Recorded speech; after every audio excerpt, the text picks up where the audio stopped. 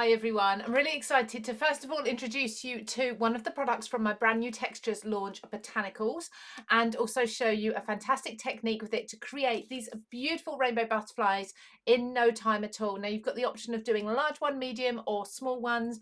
So embellishments for your cards, you can batch make these and they are absolutely stunning. So come on down to my desk very quickly, and don't forget all the products that I'm using are going to be linked in the description below. So all these 4 butterflies have been made using this one product. This is the new Textures Botanicals Cut and Emboss folder.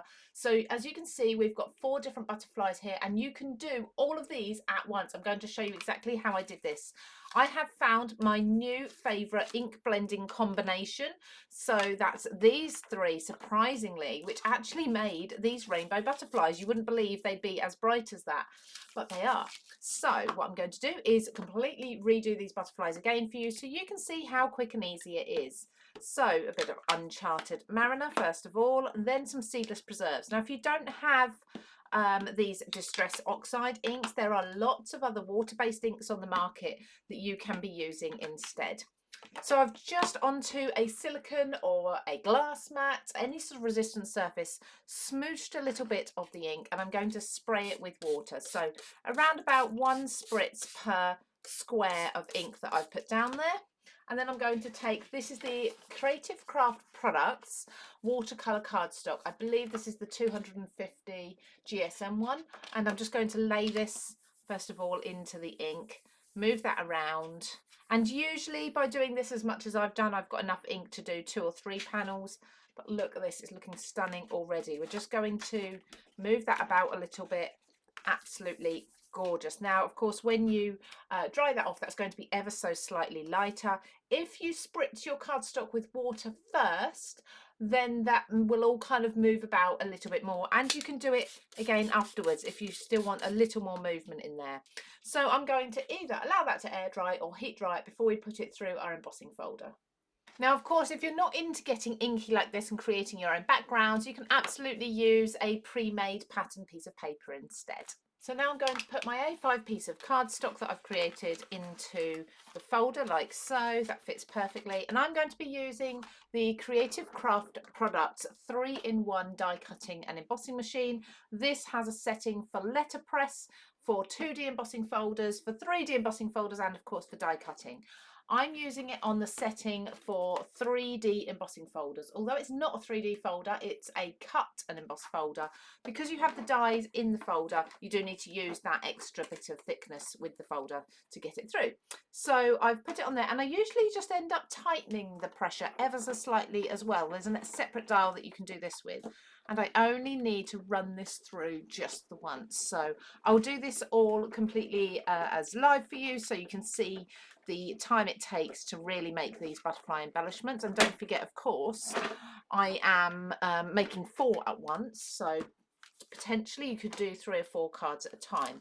You have all the different sizes. So let's gently release this. There we go. So we've got 1 butterfly there. We've got another one just up the top here, another one here, and another one just here. And as you can see, you've already got the outline cut out, so no need to worry about that. This is all clean and dry. This can now go away. And to bring your butterflies from this to this, I'm going to be using my black ink. Now, it doesn't matter which black ink you use. You could use StazOn if you want to. You could use Memento. I like to use VersaFine Clair because it's generally the black ink that I reach for first. And I've got myself a small brayer. Now, you could go with your ink pad. In fact, I'll do it to one of my butterflies just to show you. You could go with your ink pad directly to the butterfly, keeping it flat, of course, and run it over the surface. You're going to get a really, really deep, dark impression there. You're going to use quite a lot of ink as well, but as you can see, we've lifted up all that beautiful detail. My preference is to use a brayer, and this is because I can apply the ink a little at a time and make sure I build it up to the thickness, the darkness that I want it. So also I can go in different directions with the brayer. So loading it up and just running over, I tend to go sideways first, and then I'll go top to bottom or up and down, just to make sure I capture all the detail. But look at that, look at all that detail coming out. Now, as I say, I am working on a silicone mat. This is to protect my really pretty self-healing mat that's underneath. and go up and down as well. Picked that detail out. You can then press just a little bit harder if you need to in any areas. And there we go, that's done. So there's a beautiful butterfly ready for you to put onto your project. And of course you can do exactly the same with these smaller ones as well. As you can see, you pick out the detail.